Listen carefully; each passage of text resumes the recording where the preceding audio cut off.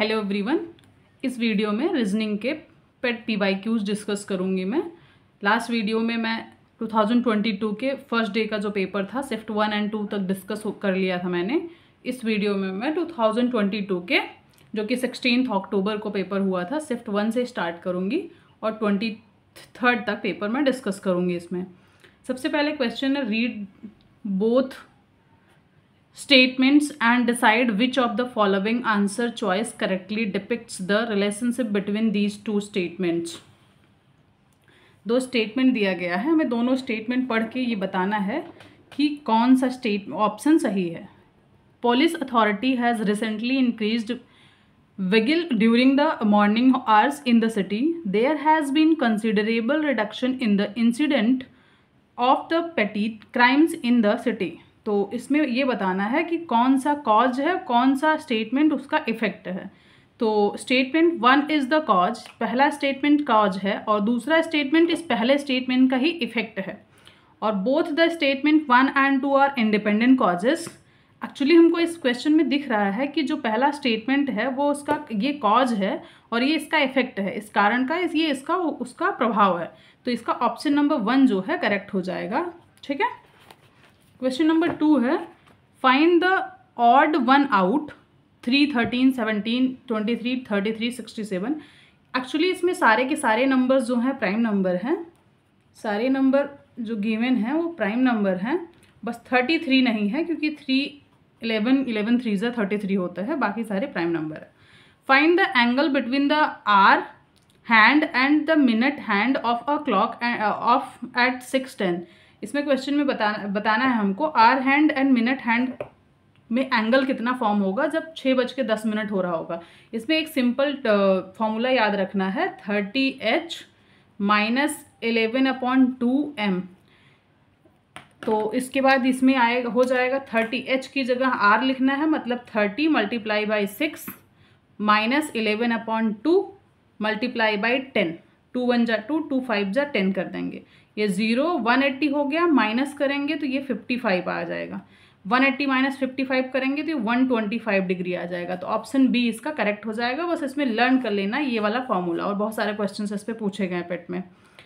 If A is coded to 26, अगर ए जो है 26 है और बी जो है 25 है, सी जो है 24 है, इसी तरीके से जेड 1 कोड हुआ है।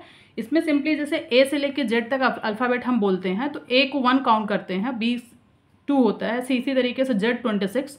इसका जस्ट अपोजिट हो गया अल्फ़ाबेट, मतलब अपोजिट साइड से काउंटिंग हुई है। तो इसमें पूछा गया है मोबाइल का जो है कोड क्या होगा।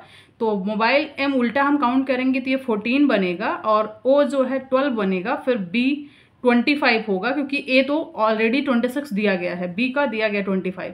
उसके बाद आई जो होगा वो 18 होगा, फिर एल जो होगा वो 15 होगा, ई जो होगा 22। तो ऑप्शन इसका जो डी है वो करेक्ट हो जाएगा। ठीक है।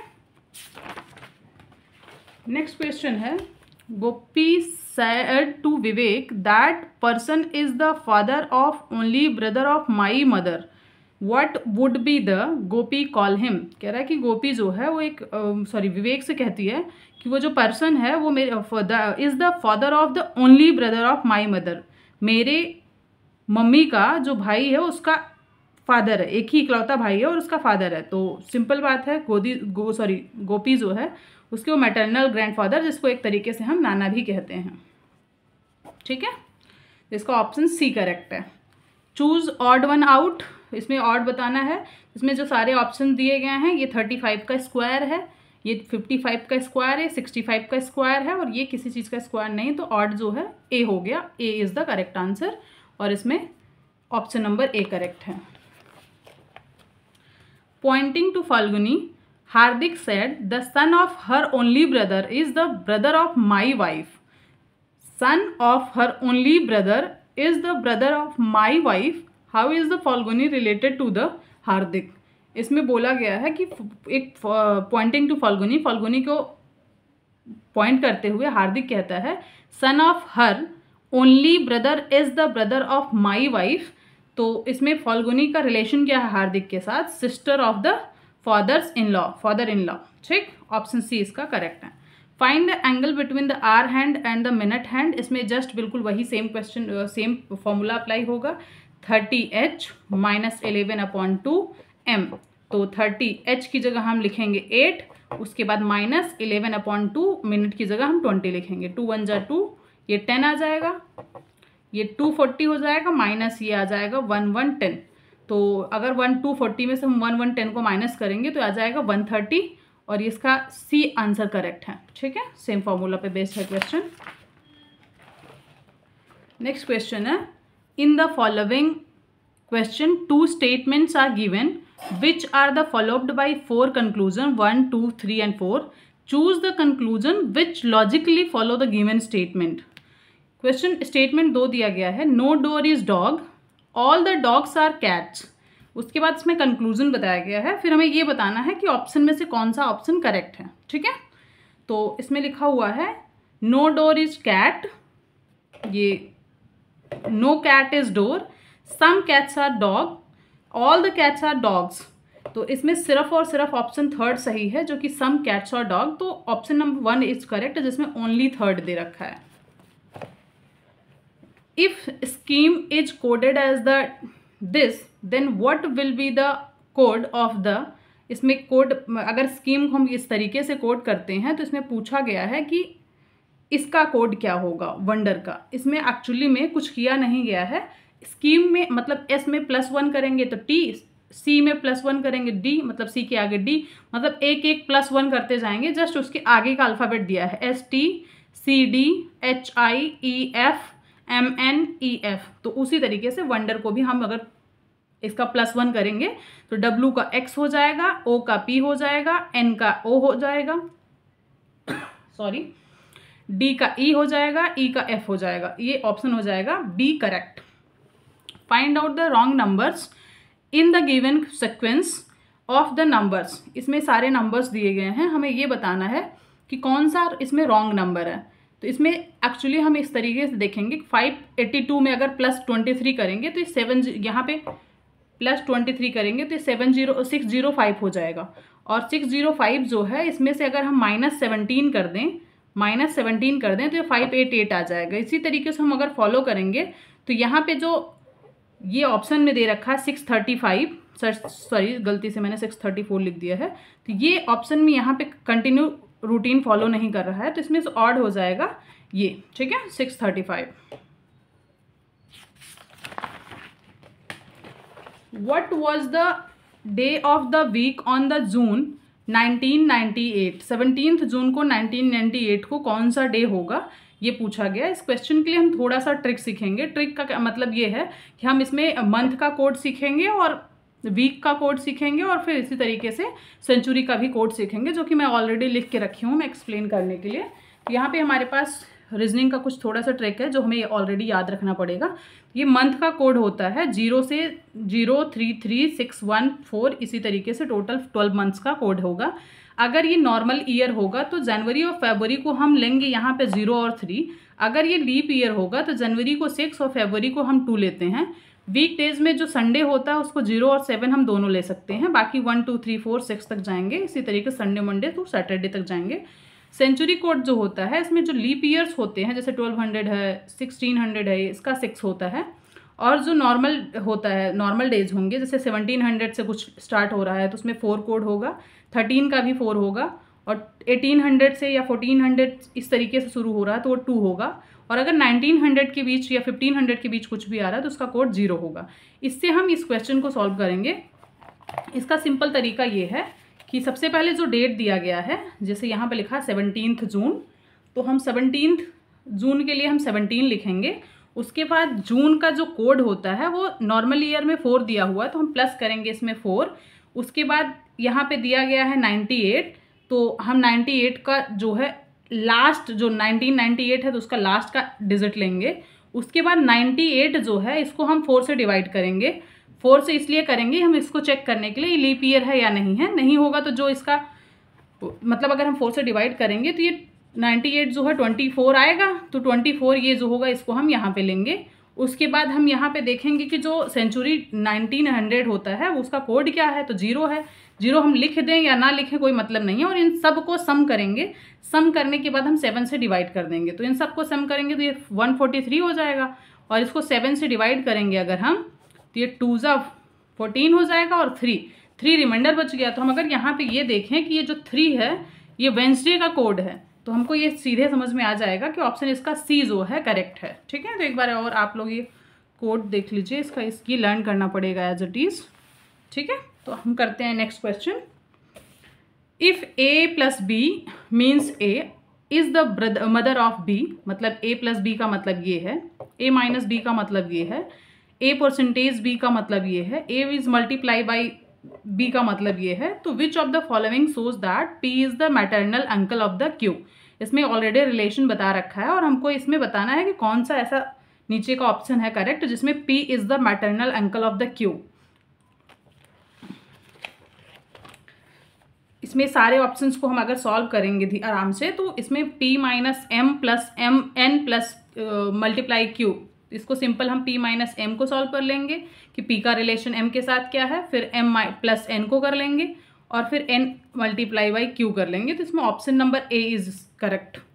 इन अ सर्टेन कोड लैंग्वेज, एक जो ऐड लिखा हुआ है इसको हम प्लस कहते हैं। मैं इसको सिंप्लीफाई कर दी हूँ क्वेश्चन को, यहाँ पे ऐड को प्लस और ये जो दिया हुआ है प्लस सर्कल में तो इसका माइनस, इसके बाद ये डिवीजन हो गया और ये थीटा जो है इसको हम मल्टीप्लिकेशन कहते हैं। ये जो पूरा का पूरा इक्वेशन दिया गया है इसमें हम जहाँ पे जो साइन दिया है उसका मीनिंग जो दिया गया वहाँ पे हम उसको पुट करेंगे और पुट करके इस क्वेश्चन को सॉल्व करेंगे। तो यहाँ पे इसको एज इट इज़ आंसर आएगा 58। ठीक है, नेक्स्ट क्वेश्चन है हमारे पास। स्टेटमेंट दिया गया है, हमें स्टेटमेंट पढ़ के कंक्लूजन देके ये बताना है कौन सा कंक्लूजन सही है और कौन सा गलत है। ऑल द बुक्स, यहाँ पे लिखा all the poles are guns, some boats are not poles. दोनों स्टेटमेंट्स के बेसिस पे हमें कंक्लूजन बताना है सब करेक्ट है या नहीं। All guns are boats, some boats are not guns. इसमें ऑप्शन नंबर 1 है इफ़ अगर नाइदर 1 नॉर 2 अलाउज, अगर दोनों में से कोई भी सही नहीं है तो ऑप्शन 1 सही है और बाकी इसमें से सारे ऑप्शन देखें हम तो इसमें जो पहला ऑप्शन है यही करेक्ट है। अगला क्वेश्चन है Chennai is bigger than the Jaipur, Surat is bigger than Kolkata, Raipur is not as big as Jaipur but is bigger than the Surat, Kolkata is not as big as Surat, which is the smallest. इसमें डिटेल में जैसे भी क्वेश्चन दिया गया है इसको एज इट इज हम पढ़ें ध्यान से। इसके कोलकाता जो है स्मॉलेस्ट सिटी हो जाएगा, बाकी सारे के सारे कोलकाता से बड़े हैं। स्मॉलेस्ट बताना था इसलिए हमने स्मॉलेस्ट बता दिया। अगला क्वेश्चन पूछा गया रिफ्लेक्स एंगल, तो जो हम फॉर्मूला लगाते थे इसमें 30h माइनस 11/2m, तो 30h की जगह हम 10 रखेंगे, उसके बाद माइनस 11/2 करेंगे, मल्टीप्लाई करेंगे 25 से, उसके बाद हम इसको सॉल्व करेंगे तो ये 30 से h को मल्टीप्लाई करेंगे तो ये हो जाएगा माइनस करके इसमें आएगा 275 डिवाइडेड बाई 2, तो ये आ गया 300, माइनस करेंगे तो ये हो जाएगा 0.5, इसको माइनस करने के बाद ये 162.5 आ रहा है। लेकिन क्योंकि क्वेश्चन में रिफ्लेक्स एंगल पूछा गया है तो इसके लिए हम क्या करेंगे, इसको 360 माइनस करेंगे 162.5, तो 360.0 लगा के 162.5 करेंगे तो ये आ जाएगा 10 - 5, ये आ गया यहाँ 9 - 2 7, फिर यहाँ पे 15 - 6 9 और 2 - 1 197.5, 0.5 का मतलब होता है 197, 1/2, 0.5 को हम 1/2 भी लिख सकते हैं। तो इसका ऑप्शन जो है ये करेक्ट है ए। ठीक है, pick the odd one out, इसमें हमें बताना है कि कौन सा ऑप्शन करेक्ट है, ऑड बताना है।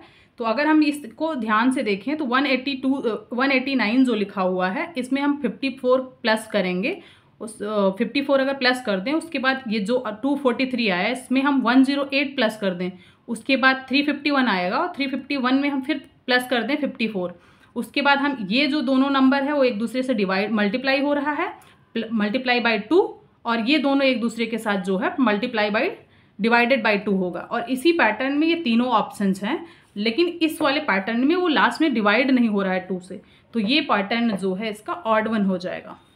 क्वेश्चन में पूछा गया है 15 children are standing in a row facing north, मतलब टोटल 15 स्टूडेंट्स नॉर्थ की डायरेक्शन में फेस करते हुए खड़े हैं।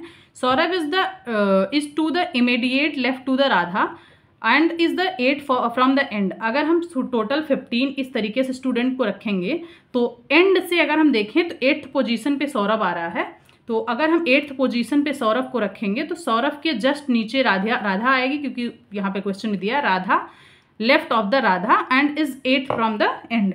Bimal is the second from the right and, मतलब बिमल जो है यहाँ से सेकेंड पे आएगा। और यहाँ पे क्वेश्चन में पूछा है which of the following statement not true.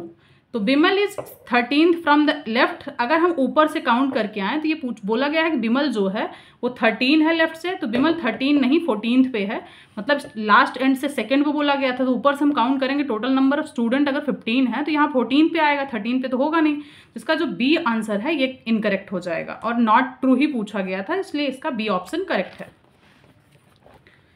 Statement हमारे पास है the metrological Department has issued a statement mentioning deficient rainfall during the monsoon in the many parts of the country. Second statement दिया हुआ है the government has lowered the revised estimated GDP growth from the level of the earlier estimates. इसमें दोनों option को पढ़ के हमें बताना है कौन सा कॉज है और कौन सा इफेक्ट है। If statement 1 is the cause and second is the effect तो ऑप्शन नंबर 1 इज करेक्ट, और ये जो है ये कॉज है और ये इफेक्ट है, तो इसलिए हमारा जो पहला ऑप्शन है यही करेक्ट हो जाएगा। नेक्स्ट वीडियो में हम और भी रीजनिंग के क्वेश्चंस डिस्कस करेंगे 2023 के। मिलते हैं अगली वीडियो में। Thank you so much.